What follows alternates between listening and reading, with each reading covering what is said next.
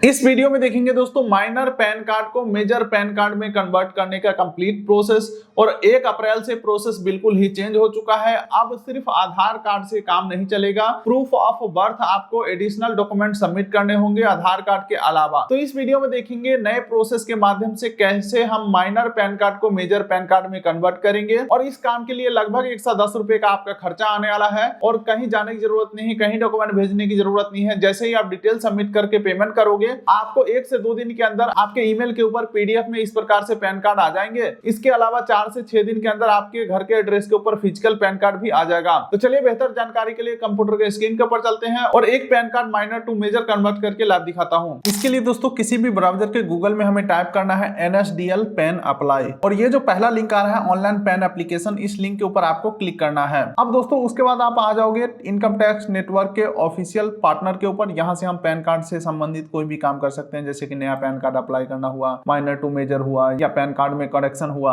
अब यहाँ पे आपको सबसे पहले न्यू एप्लीकेशन के ऊपर क्लिक करना है। और बाय चांस मान के चलो कोई एप्लीकेशन पेंडिंग रह जाता है, बीच में प्रोसेस छूट जाता है, तो आगे को कंटिन्यू करने के लिए रिज्यूम एप्लीकेशन के ऊपर क्लिक करना होता है इसी पेज के ऊपर आकर के। क्या तो फिलहाल मैं न्यू एप्लीकेशन सेलेक्ट करता हूं। उसके बाद सेलेक्ट पैन एप्लीकेशन टाइप के ऊपर आपको क्लिक करना है।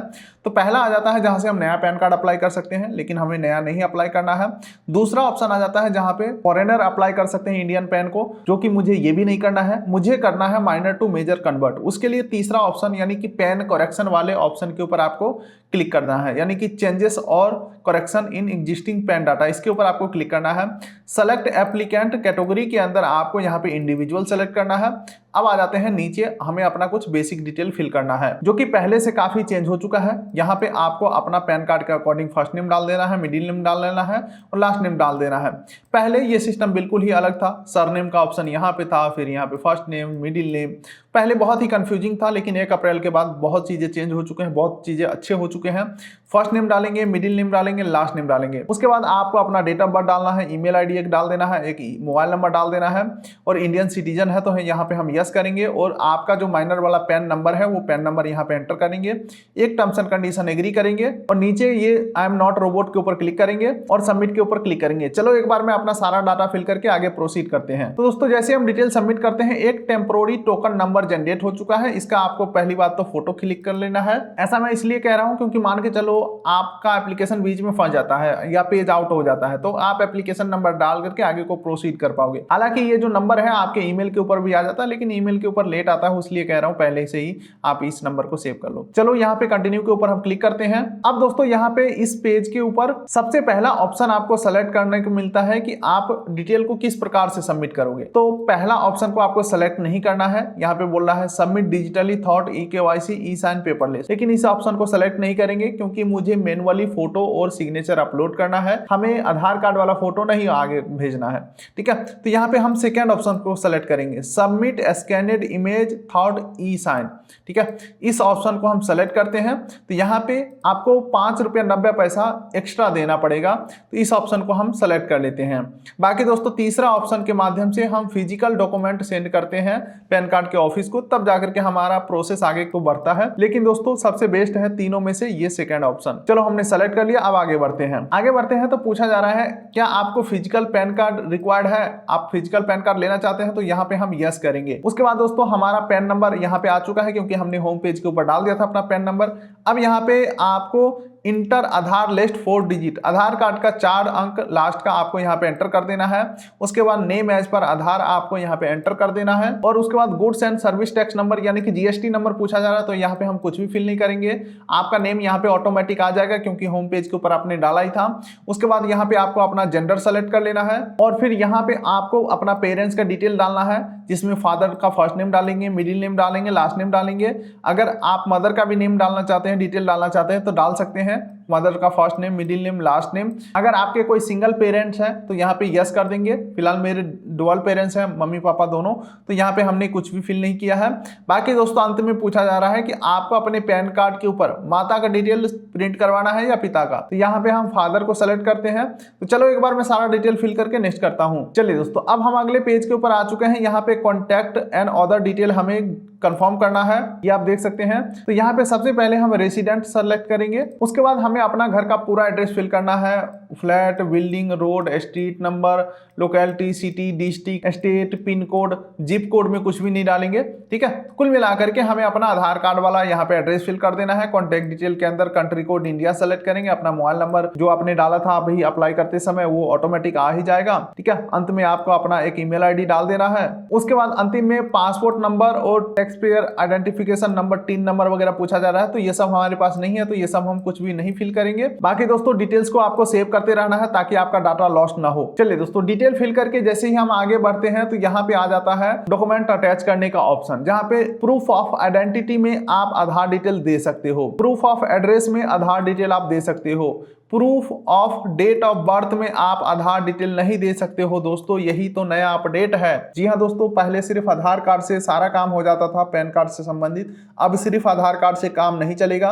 Proof of date of birth आपको अलग से देने होंगे, जिसमें क्या क्या आप दे सकते हो, ड्राइविंग लाइसेंस दे सकते हो, 10वीं का सर्टिफिकेट दे सकते हो, पासपोर्ट दे सकते हो, बर्थ सर्टिफिकेट दे सकते हो, पेंशन पेमेंट ऑर्डर दे सकते हो, मैरिज सर्टिफिकेट दे सकते हो, एफिडेविट करवा करके दे सकते हो मजिस्ट्रेट से, या अपना निवास प्रमाण पत्र दे सकते हो। इसके अलावा 10वीं का मार्कशीट भी दे सकते हो, यानी कि 10वीं का मार्कशीट और 10वीं का सर्टिफिकेट दोनों में से कोई भी दे सकते हो। बस कंडीशन ये है कि उस डॉक्यूमेंट के ऊपर आपका डेट ऑफ बर्थ मेंशन होना चाहिए। इसके अलावा आप अपना वोटर आईडी कार्ड दे सकते हो, इलेक्टोरल फोटो आइडेंटिटी कार्ड। इसके अलावा कोई सेंट्रल गवर्नमेंट से आपको अगर कोई आई कार्ड वगैरह मिला है वो भी दे सकते हो। इसके अलावा सेंट्रल गवर्नमेंट का अगर हेल्थ स्कीम का कोई कार्ड है वो दे सकते हो, एक्स सर्विसमैन से संबंधित कोई आईडी कार्ड है वो दे सकते हो। तो चलो मैं यहाँ पे सबसे कॉमन डॉक्यूमेंट हमें लग रहा है 10वीं का मार्कशीट, तो इसे मैं सेलेक्ट कर लेता हूँ। उसके बाद प्रूफ ऑफ पैन के अंदर आपके पास माइनर वाला पैन कार्ड है ही है, तो कॉपी ऑफ पैन कार्ड को सेलेक्ट कर लेंगे, या अगर नो डॉक्यूमेंट भी करोगे तो भी कोई दिक्कत वाली बात नहीं है। चलो copy of pan card select कर लिया हमने। अब दोस्तों नीचे स्क्रॉल करते हैं तो डिक्लेरेशन के अंदर आपको अपना यहाँ पे नाम लिख देना है। ठीक है, उसके बाद सेलेक्ट वाले ऑप्शन में सेल्फ सेलेक्ट करोगे तो ऑटोमेटिक आपका नाम यहाँ पे आ ही जाएगा। चलिए अब यहाँ पे पूछा जा रहा है आप कितने डॉक्यूमेंट अटैच करने वाले हो। तो पहला हम आधार कार्ड अटैच करेंगे, ठीक है, एक तो ये हो गया। दूसरा हम अटैच करेंगे पैन कार्ड, 2 डॉक्यूमेंट हो गया। और तीसरा अटैच करेंगे हम 10वीं का मार्कशीट, यानी कि टोटल नंबर ऑफ 3 डॉक्यूमेंट को हम अपलोड करने वाले हैं। तो यहाँ पे हम 3 एंटर कर देते हैं। अब यहाँ पे दोस्तों पैलेस के अंदर आपका जो भी जिला का नाम है वो यहाँ पे डाल देना है। ठीक है, अब नीचे आ जाते हैं। नीचे आते हैं तो यहाँ पे फोटो एंड सिग्नेचर अपलोड करने का ऑप्शन आ रहा है। तो फोटो का साइज का जो कुछ कंडीशन है वो यहाँ पे लिखे हुए हैं। अगर आप एक्सपर्ट हैं तो फोटोशॉप से बना लेंगे, अगर एक्सपर्ट नहीं है तो भी कोई दिक्कत वाली बात नहीं है। डायरेक्टली गूगल पे टाइप करना है NSDL पेन फोटो रिसाइजर, और कोई भी वेबसाइट को ओपन करके और यहाँ पे अपना फोटो और सिग्नेचर अपलोड करके परफेक्ट साइज में डाउनलोड कर सकते हो। ठीक है, तो फोटो और सिग्नेचर यहाँ पे अपलोड कर देना है। उसके बाद एड डॉक्यूमेंट के अंदर आपका जो डॉक्यूमेंट है, जो 3 डॉक्यूमेंट अभी हमने आपको बताया वो 300 KB के अंदर होना चाहिए और PDF के रूप में होना चाहिए। तो इसे भी रिसाइज वगैरह करके यहाँ पे आपको रेडी रखना है। और तब तक अगर पेज आउट हो जाता है तो यहाँ पे आपको सेव ड्राफ्ट के ऊपर क्लिक कर देना है, ताकि इस पेज तक का जो डाटा है आपका सेव हो जाए। दोबारा से आप आओ तो इस पेज के ऊपर ही आप मिलोगे।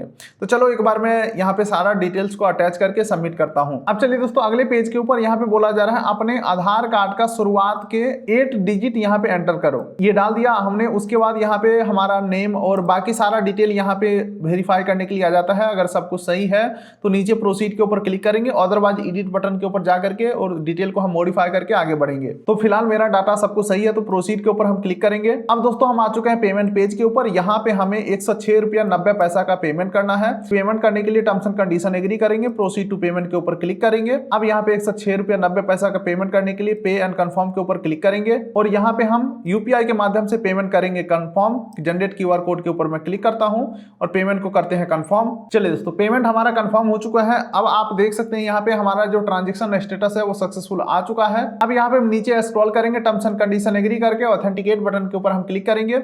उसके बाद ई साइन करने के लिए हमें आधार नंबर डाल के सेंड OTP के ऊपर क्लिक करना है, ताकि डॉक्यूमेंट को हम ई साइन कर सके। और जैसे ही हम आधार OTP सबमिट करते हैं हमारा डॉक्यूमेंट ई साइन होकर के और सक्सेसफुली सबमिट हो जाता है। और इस प्रकार से हमें एप्लीकेशन नंबर भी जनरेट हो जाता है, और इसी एप्लीकेशन नंबर के थ्रू आगे को हम ट्रैक कर पाएंगे हमारा कार्ड अप्रूव हुआ या रिजेक्ट हुआ। हालांकि रिजेक्ट तो नहीं होता है, सारा कुछ आज के डेट में आधार के बेसिस पे सारा डाटा आधार कार्ड वाला है तो अप्रूव हो ही जाते हैं। बाकी दोस्तों जैसे ही आपका पैन कार्ड बन जाता है आपके ईमेल के ऊपर PDF के रूप में नया वाला पैन कार्ड आ जाते हैं 1 से 2 दिन के अंदर। बाकी 4 से 6 दिन के अंदर फिजिकल पैन कार्ड आपके घर के एड्रेस के ऊपर आ जाता है, जिसमें आपका फोटो और सिग्नेचर भी लगा रहेगा और आपका पैन कार्ड जो है माइनर टू मेजर कन्वर्ट हो जाएंगे। दोस्तों एंड में यही कहूंगा, जो पैन कार्ड का माइनर टू मेजर कन्वर्ट करने का जो प्रोसेस है ना, वो बिल्कुल ही 100% पैन कार्ड करेक्शन करने के प्रोसेस के बराबर है। कहने को ये माइनर टू मेजर है, लेकिन एक्चुअल में एक प्रकार से हम पैन कार्ड को मॉडिफाई करते हैं, जहां पे हम फोटो ऐड करते हैं, सिग्नेचर ऐड करते हैं, और हमारा उम्र 18 साल से ज्यादा रहता है, जिस वजह से हमारे नए पैन कार्ड के ऊपर फोटो सिग्नेचर ऐड हो जाते हैं। यही है कुछ फंडा दोस्तों। उम्मीद करता हूँ वीडियो आपको अच्छा लगा तो वीडियो कर दीजिए लाइक, चैनल कर दीजिए सब्सक्राइब, ताकि मिलेंगे ऐसे ही किसी अगले वीडियो में। तब तक के लिए नमस्कार।